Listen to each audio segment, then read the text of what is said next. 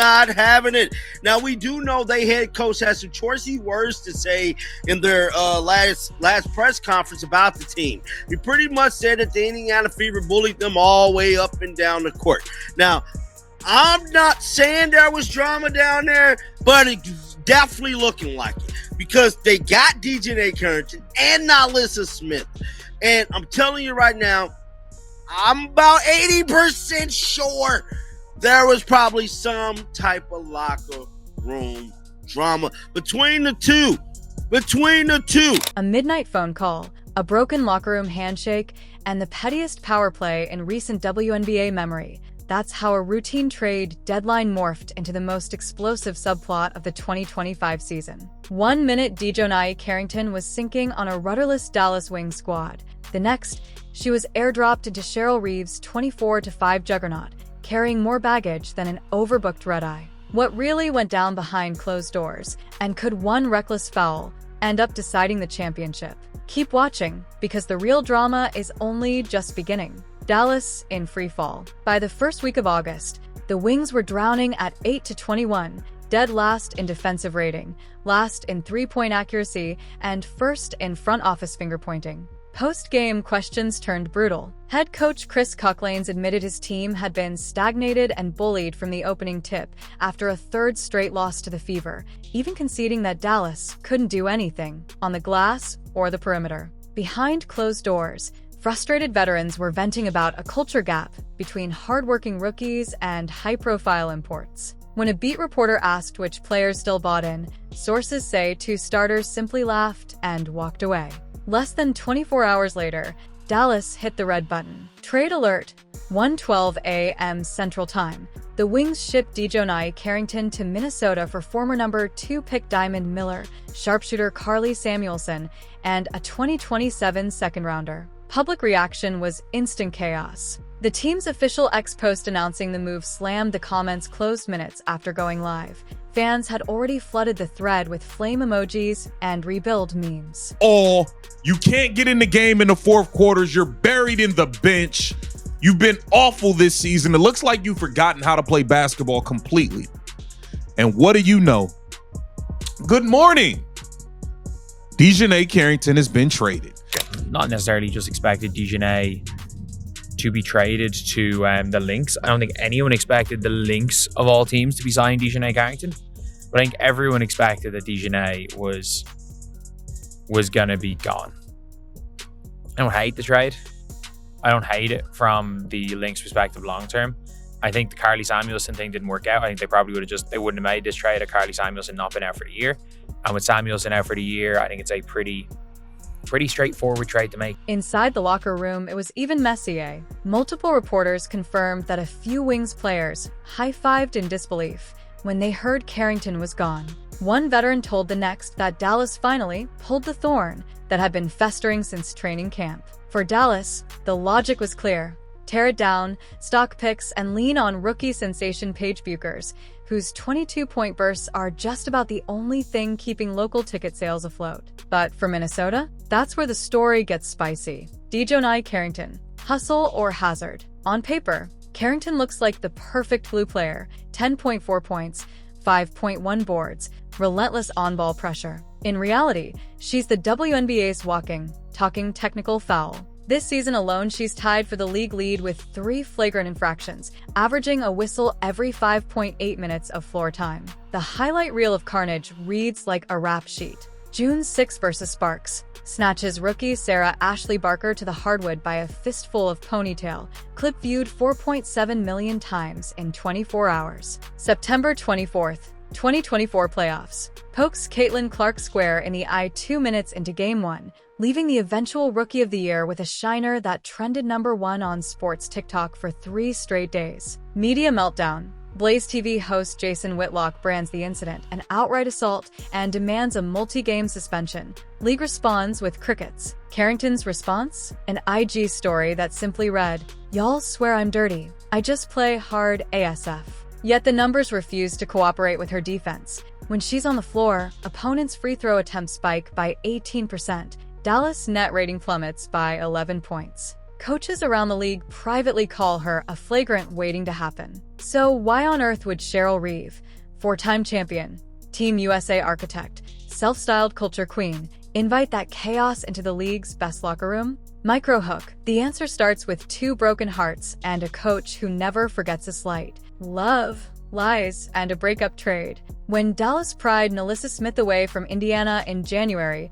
fans swooned over the idea of reuniting her with college sweetheart DiJonai Carrington. The front office even hinted the deal was part of a plan to keep DJ happy in Big D. For a hot minute, the WNBA had its power couple, matching pregame sneakers, joint TikToks, and media day photos that went viral before tip-off. But fairy tale optics couldn't hide a locker room torn in two. Several veterans grumbled that the pair received star treatment minutes despite underdelivering on the stat sheet, and whispers of cliques started leaking to beat writers after a 1-11 start. One player reportedly told a reporter, "We're busting our tails while they're posting selfies," before walking off in disgust. But fairy tale optics couldn't hide a locker room torn in two. Several veterans grumbled that the pair received star treatment minutes despite underdelivering on the stat sheet, and whispers of cliques started leaking to beat writers after a 1-11 start. One player reportedly told a reporter, "We're busting our tails while they're posting selfies," before walking off in disgust. Then came the gut punch. On June 30th, Dallas shipped Smith to the Las Vegas Aces for a future pick. Smith posted a single broken heart emoji, then wrote that she felt sick to my stomach. Carrington answered with an equally cryptic "and nothing more." For Dallas brass, the move solved two problems at once. It cleared cap space for a rebuild around rookie phenom Paige Buchers and removed what insiders called a relationship-shaped distraction. The Wings, there's no point for the Wings to have kept DiJonai Carrington. Are you saying super confused? DiJonai did not want to be there. DiJonai didn't want to be there. That's obvious. I tried to tell you, DiJonai, your game was stinking in the mud in the Dallas Wings. DiJonai, they not really rocking with you. They're trying to get rid of you. They're giving no reassurance that they want you around at. Head coach Chris Cocklanes kept his public comments brief. "We needed a reset, simple as that." But privately, assistants admitted chemistry never clicked once the honeymoon phase wore off. The breakup set Carrington adrift just as her frustrations with losing, minutes, and flagrant foul scrutiny reached a boiling point. Dallas management feared an impending eruption. Minnesota, sensing opportunity or revenge, made its midnight call. The rift began with the 2024 Olympic snub heard round the sports world. Cheryl Reeve, head coach of Team USA, left rookie sensation Caitlin Clark off the Paris roster, then insisted it was just basketball. Columnist Christine Brennan called the move stunningly bad behavior, pointing to Reeve's online jabs about media overhyping Clark. Fox News later reported that USA Basketball refused to address Reeve's deleted anti-Clark tweets. Clark answered the slight the only way she knows, by torching nets and smashing viewership records. Every Fever Road game turned into a de facto home crowd, and Reeves' links heard the chants. By mid-season 2025, tensions were so thick that even neutral commentators joked about Clark rent-free in Minnesota's head. Then came July 8, 2025, the All-Star Draft televised live on ESPN. Because Minnesota owned the league's best record, Reeve was automatically assigned to coach Team Clark. Clark, sitting next to co-captain Nafisa Collier, stared straight into the camera and said, "We're making a trade for coaches." In 30 seconds flat, Reeve was shipped to Team Collier, while New York's Sandy Brondello slid over to Clark's bench. The studio erupted. Social media melted. Brondello later called the moment awesome, adding that she'd never seen a player move a coach like a trading card. Reeve pretended it didn't sting, but reporters noticed she skipped her typical post-draft media scrum. Within 3 weeks, she pulled the trigger on the Carrington deal, acquiring the league's most infamous Clark antagonist less than a month after being publicly swapped out like yesterday's sneakers. Many around the game viewed the move not as roster optimization, but as a message: you don't get to clown me on live television without consequences. To be clear, Reeve isn't just any coach. She's a 4-time champion, a defensive savant, and the architect of Team USA's gold medal machine. Yet the same meticulous mind can harbor a long memory. Her deleted tweets, Brennan argued, showed a coach who can't stand seeing the spotlight move away from her program. Now, by bringing Carrington into a 24-5 powerhouse, Reeve has essentially stapled a ticking time bomb next to MVP favorite Nafisa Collier. The Lynx's culture, famed for selflessness, will be tested every time Carrington winds up for a head-scratching hard foul. And you can bet Clark's Fever have already circled the next Lynx matchup. On paper, the Minnesota Lynx look bulletproof. They're sitting at 24-5, pacing the league in both offensive and defensive rating and fresh off a 53-point demolition of the defending champion Aces that set a WNBA record for the biggest road win ever. Kayla McBride rained 8 triples that night. Nafisa Collier tightened her MVP grip with a 26-10-8 line, and Cheryl Reeve pocketed yet another Coach of the Month plaque. So why roll the dice on a player who treats the restricted area like a UFC octagon? Reeve's answer, delivered in measured coach speak at Sunday's presser, boiled down to 3 bullet points. Perimeter stopper. Carrington grades out in Synergy's 95th percentile guarding pick-and-roll ball handlers, something Minnesota lacked when Sabrina Ionescu torched them for 31 in late June. Like, there are 2 teams really that matter. Maybe 2.5 teams if you want to say the Fever, which I don't know how the Fever are going to get on, and then especially when it comes to the Mercury, they just haven't looked good without Kat Copper. Or with Kat Copper, sorry. They have not looked good with her at all. They've absolutely not looked great. We are... Wing depth insurance. Sharpshooter Carly Samuelson is out for the season with a foot fracture, and Diamond Miller had chronic knee swelling that limited her to 16 minutes a night. Reeve needed a healthy, switch-ready body before the stretch run. Psychological edge. We want an identity that's unapologetically tough, Reeve said. Translation: if a finals collision with Caitlin Clark is inevitable, she'd rather have the league's most notorious agitator wearing teal than targeting her stars. The front office signed off after ESPN Analytics declared Minnesota's championship odds north of 40% with a two-way guard upgrade. But even the analysts slapped a bright red asterisk on their trade grade: chemistry risk. Inside sources told Swish Appeal that Reeve's veterans were 50-50 on the move. McBride reportedly likes Carrington's edge. Collier kept her poker face, reminding reporters that the Lynx win with discipline first. Privately, assistants worry about practice intensity turning nuclear. Collier stands just 6-1. One ill-timed elbow could wreck an MVP campaign. Meanwhile, Carrington arrives in Minneapolis with a rap sheet thicker than a July humidity index. She leads the league in flagrant fouls with 3, hair-yanking Sarah Ashley Barker, poking Caitlin Clark's eye in last year's playoffs, and a forearm to Gabby Williams that sent Storm fans into meltdown. 2 of those flagrants were later downgraded on review, a fact she gleefully reminded the internet of in a fiery ex-post. "Y'all fans swear I'm such a dirty player. I just play hard ASF and never give up on a play." Reeve insists her strong locker room ecosystem will keep the newcomer in check, pointing to the way she got aerial powers to ditch heat-check turnovers back in 2023. But skeptics remember that same season ending with Powers ejected from a semi-final Game 4, arguably costing Minnesota a finals berth. History has a habit of rhyming. Playoff collision course. ESPN's freshly updated Basketball Power Index says the Lynx own a 99.9% chance of making the postseason and project to finish 34-10. The Fever, riding Clark's nightly viral stepbacks, sit 4th in BPI with a 53% shot at a top 4 seed. When statisticians simulated the bracket 10,000 times, the most common finals matchup was Lynx versus Fever, occurring in roughly 38% of runs. That's not destiny, but in analytic terms, it's a neon-flashing get-ready. A rematch would drip with narrative fuel. Clark still bears a faint scar above her right eye from last year's Carrington poke. Her rookie season quote, "I don't hold grudges, I just remember facts," has become a t-shirt slogan in Indy. Meanwhile, Reeve's deleted 2024 tweets dismissing media hype trains continue to resurface every time Clark breaks another viewership record, thanks in part to columnist Christine Brennan, who blasted Reeve's stunningly bad behavior after the Olympic snub. Carrington's assignment would be crystal clear: shadow Clark, wear her down, and tempt her into frustration fouls. The gamble? One mistimed swipe could be upgraded to a flagrant 2, triggering an automatic ejection and possible suspension.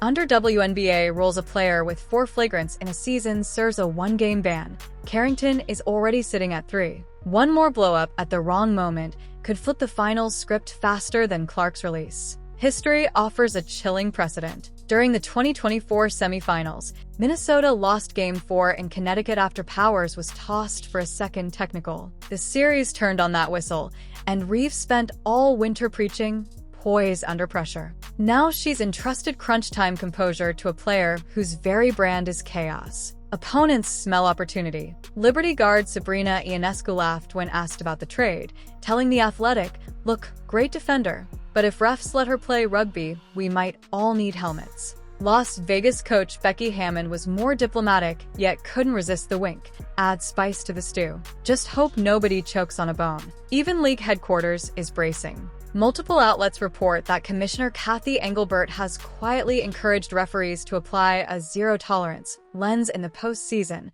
emphasizing player safety after a spike in flagrant reviews this summer. Sources say crew chiefs received a memo reminding them that the standard for excessive or unnecessary contact remains high regardless of playoff context. In other words, the margin for error is razor-thin. The Lynx poured nitroglycerin into their championship engine. Now they have to floor it without hitting a pothole. And standing dead center of the road is Caitlin Clark, America's new ratings queen, waiting to see if karma drives stick shift. The WNBA was once a polite neighborhood of precision passes and inspirational storylines. Then Caitlin Clark walked in with a flamethrower and DiJonai Carrington answered with brass knuckles. Overnight, primetime viewership doubled, jersey sales spiked, and Twitter devolved into nightly courtroom drama. League execs secretly adore the numbers, but they're terrified of the optics. Turn on any sports talk panel and you'll hear the same argument. Is the league leaning too hard on villainy?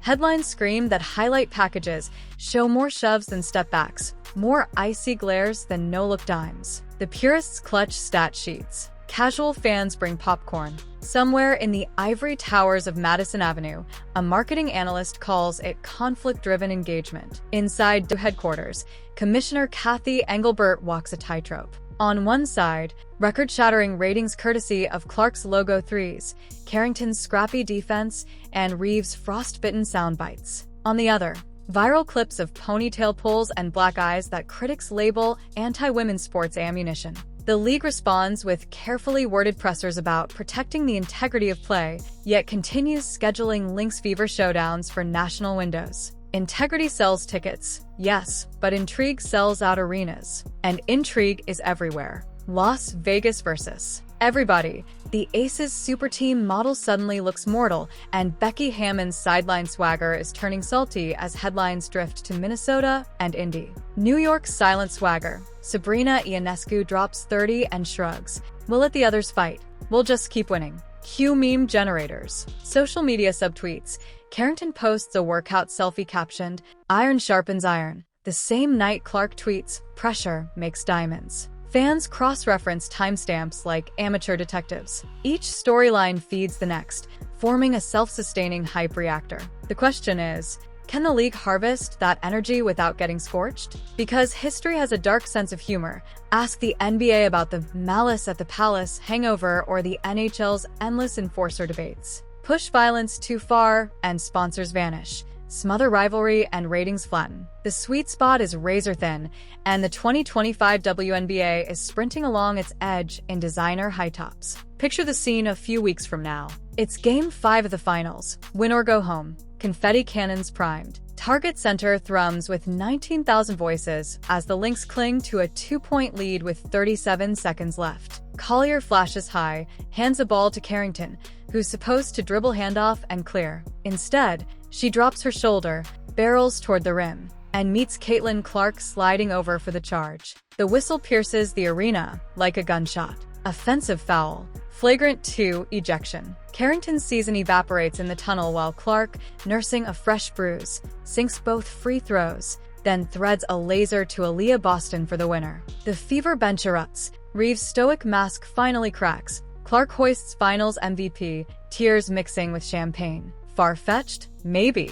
But karma has been choreographing scripts since the first Peach Basket tip-off, and it rarely passes on poetic symmetry. Everything about this season feels designed for a single dramatic payoff. The coach who couldn't let go of a grudge, the enforcer who couldn't resist the extra shove, and the rookie-turned-superstar who weaponized Spotlight into vengeance. Rewind to the midnight trade. Was it genius strategy or emotional knee-jerk? If the Lynx lift the trophy, pundits will call Reeve a 4D chess grandmaster who gambled big and cashed in. They'll hail Carrington as the security system upgrade that deterred invaders. But if Minnesota falls, especially on a Carrington miscue, the narrative flips instantly. Reeve becomes the legend who let ego undercut excellence. Carrington gets immortalized not as a champion, but as a cautionary tale. Play angry, lose everything. The fallout won't end with the buzzer. Future GMs will rethink chemistry versus talent trades. Coaches will scrub social media histories before taking national jobs. Players will remember that one public humiliation can echo through seasons,